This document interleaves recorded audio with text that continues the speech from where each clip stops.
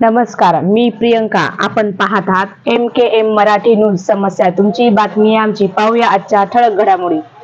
घाटंजीत विदर्भस्तरीय छायाचित्र स्पर्धा प्रदर्शनीचे धाटात उद्घाटन. घाटंजी येथे दिनांक 17/8/2024 रोजी सोनू मंगलम येथे फोटोग्राफर बहुउद्देशीय सामाजिक संस्था घाटंजी तर्फे भव्य विदर्भस्तरीय छायाचित्र स्पर्धा प्रदर्शनीचे थाटात उद्घाटन करण्यात आले.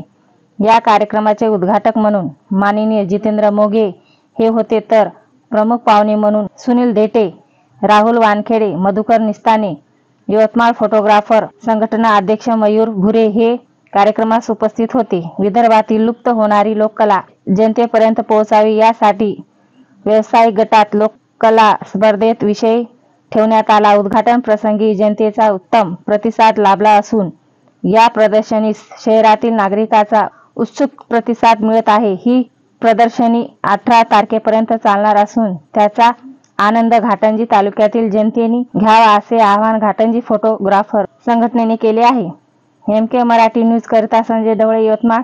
तुम्ही जर आमच्या चॅनलला सबस्क्राईब केले नसेल तर सबस्क्राईब करा, लाईक करा व शेअर करा.